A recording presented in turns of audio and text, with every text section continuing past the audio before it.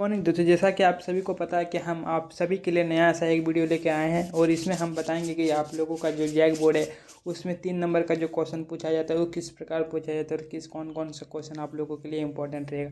तो ध्यान से देखिए वीडियो को, और जो भी नए हमारे चैनल को सब्सक्राइब कर दीजिए तथा हमारे वीडियो को लाइक कीजिए ताकि हम ऐसे ही वीडियो आप सभी के लिए और बेहतरीन ढंग से लाते जाएँ। तो आप लोग देखिए, हम अभी पढ़ते हैं जो पहला जो हम लोग ये जो चैप्टर से लिए इलेक्ट्रोस्टैटिक जिसका नाम है, तो उससे हम लोगों का जो इम्पोर्टेंट क्वेश्चन है ना, देखिए what is electric field line, या इलेक्ट्रिक फील्ड लाइन हो सकता है, इलेक्ट्रिक फोर्स लाइन दे दिया, चाहे इस प्रकार का जो भी क्वेश्चन होगा आंसर को देखिए हम एक पढ़ देते हैं ताकि और अच्छा से आपको क्लियर हो जाए। समझिए, देखो इलेक्ट्रिक फील्ड लाइन क्या होता है। तो ये इलेक्ट्रिक फील्ड लाइन और जिसको हम लोग इलेक्ट्रिक फोर्स लाइन भी कहते हैं, वो एक इमेजिनरी स्ट्रेट लाइन होता है। वो एक क्या होता है, इमेजिनरी स्ट्रेट लाइन होता है। और वो कर्व लाइन भी हो सकता है जो कि पॉजिटिव टर्मिनल से निकल के कहाँ तक जाता है, तो पॉजिटिव चार्ज से निकल के नेगेटिव चार्ज की ओर जाता है। कि नहीं, इसका 2 प्रॉपर्टी पूछ सकता है, कि नहीं 4-3 को प्रॉपर्टी पूछ सकता है। तो हम इसमें से 2 को बता दे रहे हैं कि इलेक्ट्रिक फील्ड लाइन जो होता है कहाँ से स्टार्ट होता है, हमेशा पॉजिटिव से स्टार्ट होगा। हमेशा कहाँ से स्टार्ट होगा, पॉजिटिव से। तो ये जो हमारा हम बोले कि इलेक्ट्रिक फील्ड हमेशा कहाँ से स्टार्ट होता है, तो ये हमेशा आपको पॉजिटिव चार्ज से स्टार्ट होकर कहाँ जाएगा, तो पॉजिटिव चार्ज से स्टार्ट होकर नेगेटिव चार्ज की ओर ये जाता है। समझे ना, तो यानी कि पॉजिटिव से लेके ही कहाँ तक जाता है, तो नेगेटिव की ओर जाता है।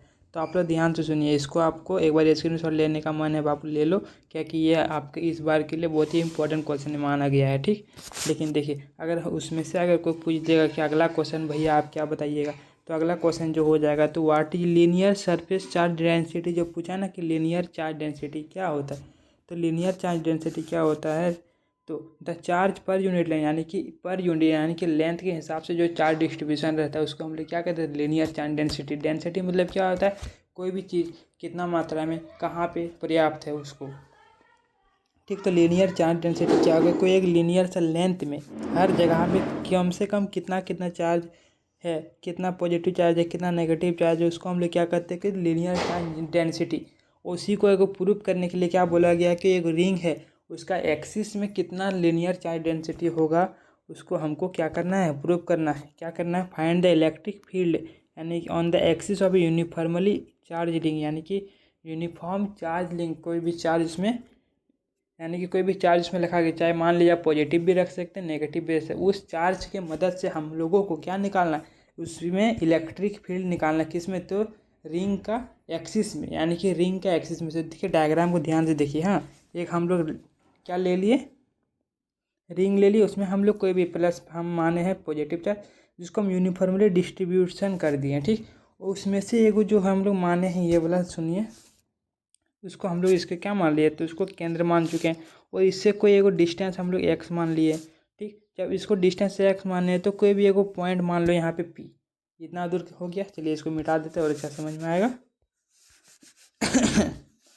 अब यहाँ पे इसके लिए जो हम निकालने जा रहे थे, इसमें से हम लोग कुछ छोटा सा एरिया ले लेते, उसको हम लोग मान लेते डीएल, क्या कि लेंथ है। तो हमको जब छोटा सा के लिए निकालेंगे, फिर अगर हम उसको इंटीग्रेशन कर देते तो क्या हो जाएगा, पूरी के लिए निकल जाता है। तो इसी को बढ़ाने के लिए हम लोग दोनों साइड से क्या मान लिए हैं, डीएल वेक्टर। डीएल वेक्टर, इसमें डीएल वेक्टर में जो चार्ज कितना है, तो डी क्यू, क्या कि पूरा चार्ज क्यू है, तो उसका इंटीग्रेशन करेंगे डी क्यू का, तो क्या होगा, क्यू होगा। इसीलिए हम लोग छोटा सा एरिया के लिए, जो छोटा सा लेंथ के लिए चार्ज क्या माने हैं, तो डी क्यू माने। समझ में आया। ठीक, आगे आगे इसमें जो कहा गया है कि इसमें हम लोग जो माने हैं, तो इसमें जो आपको देखिएगा एक राइट एंगल ट्रायंगल बन रहा है यहाँ से यहाँ तक, चाहे यहाँ से यहाँ तक।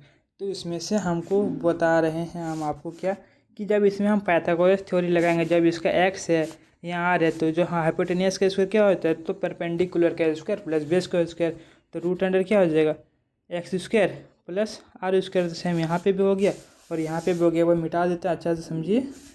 देखिए, ठीक समझिए, कोई दिक्कत नहीं, ज़्यादा हो जा रहा है, फर्स्ट टाइम है। तो आप लोग देखिए ये वाला है, तो आप देखिए हम मानते हैं, देखिए यहाँ पे जैसे हो गया, तो ये वाला जो यहाँ पे सीधा जा रहा है, इसमें ई इलेक्ट्रिक वेक्टर भी इधर है इधर है इधर है। ठीक, तो इस हम लोग जो सीधा वाला को मान चुके हैं क्या, डी ई कॉस्ट, और ऊपर जो हो जाता है तो साइन, साइन क्यों होता है, तो क्या कि यहाँ 90 डिग्री बन रहा है, इसका 0 डिग्री बन रहा है। ठीक, ओके, फिर आगे देखिए, यहाँ तक हो गया। तो हम लोग क्या लिखेंगे, कुछ लैंग्वेज। आप इसको थोड़ा ध्यान से देखिएगा, 2 बार 1 बार प्रैक्टिस कीजिए, बन जाएगा। On the ring of a radius R, charge Q है, is uniformly distributed, find the intensity of electric field at a point on the axis of the ring heated by the distance X. इसका distance क्या मान चुके थे, x मान चुके थे। अब वही हमको पता है कि डी वेक्टर इक्वल टू क्या होता है, तो k into d q by r का हम लोग इसमें नहीं पढ़े थे इलेक्ट्रिसिटी में। ई बराबर, यहाँ पे लिखते अच्छा है, ई बराबर क्या पढ़े थे, के क्यू बाय आर स्क्वायर नहीं पढ़े थे, वही तो है। इसमें चार्ज हम लोग क्या माने, तो छोटा चार्ज के लिए माने, तो हम लोग छोटा डी क्यू लिख लिए, और आर ये हो गया। जब हम इंटीग्रेशन कर देंगे ई का, डी ई का इंटीग्रेशन क्या हो जाएगा, तो ई हो जाएगा। और बाद बाकी इसका अगर इंटीग्रेशन करेंगे तो इंटीग्रेशन आपको आता होगा, आप उसको थोड़ा सॉल्व भी देखिएगा, मैथमेटिक्स देख लीजिएगा, ये आपका 3 नंबर पक्का। अब आगे जो क्वेश्चन है उसमें हम लोगों को पूछा गया है कि गॉस थ्योरम क्या होता है, और गॉस थ्योरम को हमको प्रूव करके दिखाना है। तो हम बताते हैं गॉस थ्योरम क्या होता है। तो एक बार देखिए, गॉस थ्योरम वो बताता है, क्या बताता है कि जो भी हम लोगों का इलेक्ट्रिक फ्लक्स होता है कोई भी क्लोज सरफेस में, वो 1/ε0 होता है किसका, तो चार्ज जितना है तो उसका 1/ε0, यानी कि Q/ε0 हमको इसमें प्रूव करना है। समझ में आ गया। तब इसमें हमको एक क्लोज सरफेस ले लेते हैं, इसको हम लोग मान चुके हैं। जैसे वहाँ पे भी छोटा छोटा ये लगे, यानी कि जो वही क्वेश्चन है घुमा के थोड़ा सा मतलब कुछ इसमें लॉ के हिसाब से पढ़ रहे। देखिए ये आपको मान लिए हम कोई भी क्लोज सरफेस, इसमें हम कोई भी एक जगह को मान लेते हैं ds वेक्टर, इसमें से कोई भी एक प्लस क्यू चार्ज हो रखा है, इसका डिस्टेंस r हो गया रेडियस को, और इसमें ई वेक्टर इधर ही जाएगा, और ई यानी कि इसमें थीटा का वैल्यू कितना हो जाएगा, 0 डिग्री हो जाएगा। ठीक, तो इसको आप हम लोग इंटीग्रेशन करेंगे, देखिए कैसे करते हैं। तो इसमें हमको प्रूफ क्या करना है, तो ई प्रूफ हमको क्या करना है, ई फाई इक्वल टू Q/ε0। ठीक, अब देखिए फाई इक्वल टू Q/ε0, तो हमको पता है कि फाई इक्वल टू क्या होता है, E vector dot D S. तो जब हम भी डॉट को हटाते हैं कोई भी वेक्टर में स्केलर क्वांटिटी, यानी कि वेक्टर में हम जब डॉट वेक्टर को हटाते हैं तो क्या हो जाएगा, E D S cos theta हो जाएगा। और यहाँ पे थीटा का वैल्यू कितना, 0, तो कॉस 0 का वैल्यू 1, इसलिए यहाँ पे ये तो समझ में आ गया। अब ई इक्वल टू KQ/R अभी हम बताएं। ठीक, अब इसको जब इंटीग्रेशन करेंगे, ई का जगह में KQ/R रखे हैं, R², और यहाँ पे ds। ठीक, अब इसको हटा के ds को वेक्टर, यानी कि ds यानी कि हम जो छोटा छोटा एरिया लिए हैं, इतना लेंथ है, इतना लेंथ है, इतना एरिया है, इतना एरिया है, तब इसको पूरे के लिए सर्कल के क्या हो जाएगा एरिया। एक बार नोटिस कीजिए, यहाँ सर्कल नहीं है, जिसको हम लोग बोलते हैं सर्कल, ये नहीं है तुम्हारे स्पेयर। तो स्पेयर का जो फॉर्मूला हो जाता है क्या हो जाएगा, 4π/4πr²। तो ये हमारा 4π। अब इसको हम लोग सॉल्व किए, R² से R² कट गया, के का वैल्यू कितना होता है, ये जिसको हम लोग निकालते हैं के का वैल्यू होता है 9 × 10⁹ लेकिन इसका वैल्यू जो हम लोग लिखते हैं तो क्या लिखते हैं, 1/4πε0। तो 4π से 4π कट जाएगा, और ε0 बच जाएगा 1 यहाँ पे क्यू, तो Q/ε नहीं होगा। इसको एक बार आप ध्यान से देखिए, समझ में आ जाएगा। स्क्रीनशॉट लेना, ले लीजिए। यहाँ तक का बहुत ही इम्पोर्टेंट, इसको थोड़ा ध्यान से पढ़िए, हो जाएगा। आगे देखिए, अब हमको बोला इलेक्ट्रिक पोटेंशियल। इलेक्ट्रिक पोटेंशियल क्या होता है, कि इलेक्ट्रिक पोटेंशियल ये एक मान के चलेंगे कि कोई भी चार्ज को हम लोग कहीं एक जगह से दूसरा जगह लाते, तो उसमें जो लाने के दौरान जो वर्क डन किया जाता है उसी को इलेक्ट्रिक पोटेंशियल कहता है। अभी डेफिनेशन को पढ़िए, और जिसका फॉर्मूला होता है भी, यानी कि पोटेंशियल किसका, कोई भी पॉइंट माने भी यानी कि पोटेंशियल कोई भी पॉइंट, यानी कि P, इसका फॉर्मूला होता है W/Q0, यानी कि वर्क डन जो लगा था हमको किसको, चार्ज को लाने में, तो इसको हम लोग पोटेंशियल कहते हैं। अब देखिए electric field due to a point charge, तो उसको हमको प्रूफ करने के लिए बोला गया है। तो इसमें हम लोग मान लेते हैं, देखिए ये हमारा कोई भी एक एरिया में, यानी कि कोई छोटा सा पॉइंट रखें, कोई भी टेस्ट चार्ज से हम टेस्ट चार्ज को इन्फिनिटी से कोई पॉइंट तक लाने का काम कर रहे हैं। ठीक, जब हम इसको इन्फिनिटी से कोई पॉइंट तक लाने का काम कर रहे हैं, तो मान लेते हैं हम कुछ छोटा सा जगह में हम यहाँ से यहीं तक लाने का मेरा अभी क्षमता है, हम इतना ही किए। तो एक छोटा सा एरिया निकालने के लिए हम लोग एक छोटा सा जगह पर, यानी कि एक पॉइंट, एक चार्ज को एक छोटा सा जगह को मूव कराने के लिए हम लोग क्या क्या काम किए, उसको निकाल के फिर अगर हम इंटीग्रेशन कर देंगे तो पूरे नहीं निकल जाएगा। हाँ, तो निकल जाएगा। तो ये प्लस क्यू चार्ज है और हम लोग डी एक्स वेक्टर लाने का काम किए हैं, तो डी क्यू चार्ज को हम लोग डी एक्स वेक्टर तक, यानी कि फोर्स कितना लगा, तो डी डब्ल्यू, इसको आप थोड़ा ध्यान से देखिए, डी डब्ल्यू equal to f s cos theta हो जाएगा। तो इसको हम लोग जब कॉस थीटा को जब देखते हैं, ये मेरा इधर है, लेकिन हमको लाना क्या है, ये तुम बहुत इम्पोर्टेंट समझा देते। देखिए, हम लोगों को लाना है इसको इधर, लेकिन फोर्स लग रहा है चार्ज की वजह से इधर। तो जब हम लोग इधर से जा रहे और कोई इधर आना चाह रहा है, तो कितना डिग्री का थीटा का वैल्यू कितना हो जाएगा, तो भैया 180 डिग्री हो जाएगा।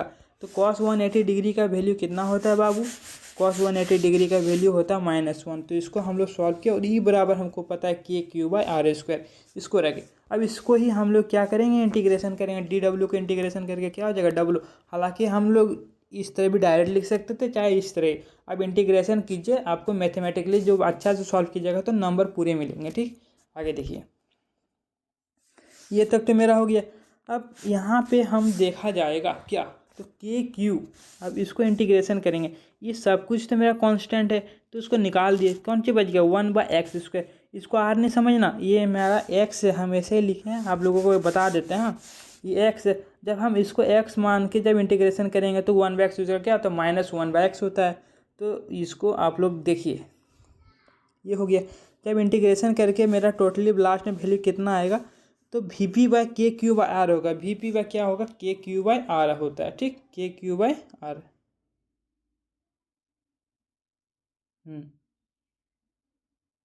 ठीक, जब यहाँ पे हो जाएगा तो हम लोग क्या मानेंगे कि बिकॉज पोटेंशियल ये स्केलर क्वांटिटी है, इसलिए हम लोग को प्लस माइनस दोनों भी लिख सकते हैं। आगे मेरा इतना ही अभी है, फिलहाल अभी इतने ही रखते हैं। अब जब हम फिर अगला बार वीडियो लेके आएंगे तो इसमें से और कुछ जो छूटा है, चाहे कुछ आगे का बताने का, उसको एक साथ मिला कर हम देखें कहीं ये वीडियो ज़्यादा लंबा तो नहीं हो जाएगा समझा। तो इसीलिए हम अभी थोड़ा ही क्वेश्चन लाए थे, 4 ही क्वेश्चन लेकर आए थे। कोई दिक्कत नहीं बाबू, आप लोग हमको सपोर्ट करते रहिए, हम भी आपके साथ ही खड़े हैं और आपको हम हर वीडियो प्रोवाइड करेंगे जो आपके इस बार शायद केमिस्ट्री का भी आ सकता है, मैथ का भी आ सकता है। मैथ में आप लोगों को कौन कौन सा दिक्कत है कमेंट कर दीजिएगा, हम आपके लिए वीडियो बनाते रहेंगे। ठीक है दोस्तों, थैंक यू।